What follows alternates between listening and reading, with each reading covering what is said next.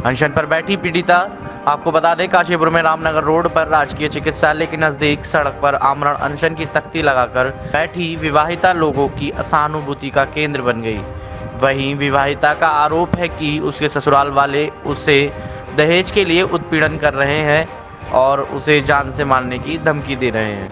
मैं अपने अधिकारों के लिए बैठी हूँ। मैं एक डोमेस्टिक वायलेंस सर्वाइवर हूँ और मुझे पॉलिटिक्स में आने की रुचि रखती हूँ। मैंने बहुत कुछ बर्दाश्त भी किया, बहुत कुछ देखा भी। अन्याय के खिलाफ आवाज़ उठा रही हूँ, करप्शन के खिलाफ आवाज़ उठा रही हूँ और मैं चाहती हूँ कि राज्य सरकार मुझे आश्वासन प्रदान करे कि मुझे देहरादून तक यहाँ से लेकर के जाएं। वो 6/1 बल्लभपुर रोड किशन नगर चौक जो है वो मेरा मैट्रिमोनियल हाउस है। मेरे पति मुझे बहुत धमका रहे हैं कि तुम कब्जा करने आ रही हो, तुम्हें मैं देख लूँगा, क्योंकि उनके पिता जो हैं वो एक डिप्टी कमांडेंट रिटायर्ड हैं और वो हमेशा अनौपचारिक कार्य करते हुए मुझे प्रताड़ित करते रहते हैं। इसलिए मुझे राज्य सरकार से ये मांग है कि वो मुझे क्या बोलते हैं देहरादून में वो करें, संरक्षण प्रदान करें, मेरी जान को कोई भी खतरा ना हो मेरे पति सास ससुर से। और मोदी जी से ये मांग है कि मैंने आपका बीजेपी भी ज्वाइन करने के लिए मैंने पत्र मैंने वहाँ पे मेंबरशिप ली थी, लेकिन उसके लिए मुझे कुछ भी बताया नहीं गया। मैंने आपको भी बहुत चिट्ठियाँ लिखी मोदी जी। मेरी आपसे विनती है कि मैं बहुत प्रताड़ित हो चुकी हूँ राज्य सरकार से और देश की सरकार से। मैं मांग कर रही हूँ कि मुझे बाइज़्ज़त मेरे ससुराल में रखते हुए मुझे हाँ जी के लिए प्रताड़ित करते थे और गाड़ी नहीं लेकर के आई, लग्ज़री कार नहीं लेकर के आई, उसके लिए प्रताड़ित करते थे। जो मेरे पति थे वो 10-15 दिन तक बिना बताए चले जाते थे।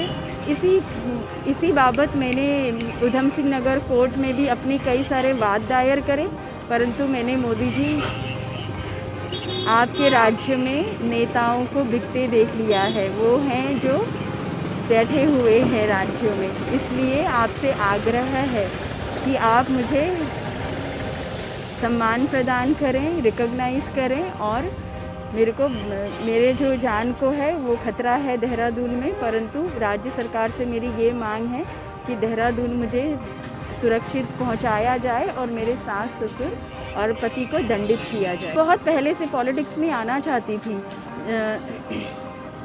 लेकिन मेरे पति ने कभी मुझे आने ही नहीं दिया।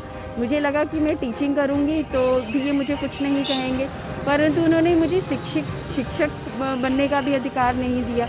मैंने 2-2.5 साल टीचिंग भी करी है, उसके बाद मैंने कॉर्पोरेट में जॉब भी करी, लेकिन वहाँ पे भी मेरे साथ प्रताड़ना हुई। सेक्सुअल हरासमेंट का केस करा, कमेटी ने कोई भी बात नहीं सुनी। इसलिए मेरी मोदी जी से आज आग्रह है कि आप बताइए मैं न्याय पाने के लिए कहाँ जाऊँ। मायका मेरा काशीपुर का ही है, परंतु मैं यहाँ पे ज़बरदस्ती रह रही हूँ। मेरे सास ससुर ने बहुत उन लोगों के ऊपर वो बना रखा है, प्रेशर बना रखा है, क्योंकि वो कुछ नेताओं को भी जानते ही हैं और पुलिस वालों को भी अपने रैंक का मिसयूज़ कर रहे हैं। वो कैंटीन से शराब खरीदते हैं और बाहर बेच देते हैं। ये ब्लैक का काम भी करते हैं मेरे ससुर। मैंने घर में किसी भी गलत चीज़ के लिए आवाज़ उठाई तो मुझे मारा पीटा गया। क्यों? क्योंकि मेरे पिताजी स्वर्गवासी हो गए थे बचपन में। उनको पता है कि मेरे पिता नहीं हैं, तो मेरे भाइयों को भी उन्होंने बहुत प्रताड़ित किया है कि तुम लेकर के जाओ। परंतु मैं अपने मायके में नहीं रहना चाहती हूँ, मैं ससुराल में बाइज़्ज़त रहना चाहती हूँ और मैं आगे के लिए सोच रही हूँ। मैं बहुत दूरदर्शिता हूँ। मुझे मालूम है कि मुझे न्याय ज़रूर मिलेगा, मेरी जान को कोई ख़तरा नहीं होगा।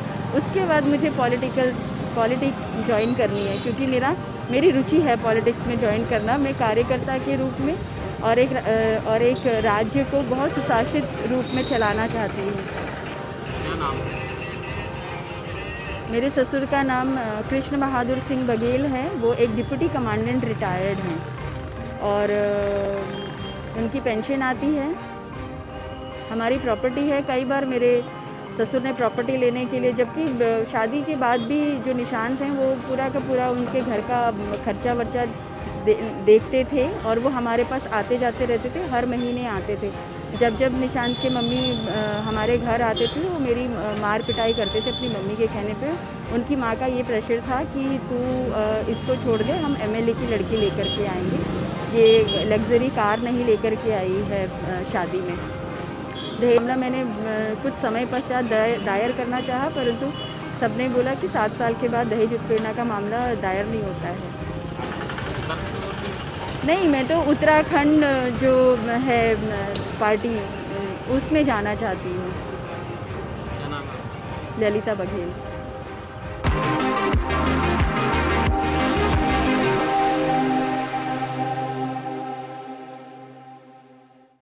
सभी देशवासियों, प्रदेशवासियों 15 अगस्त की हार्दिक शुभकामनाएं मेरी और मेरे परिवार की ओर से।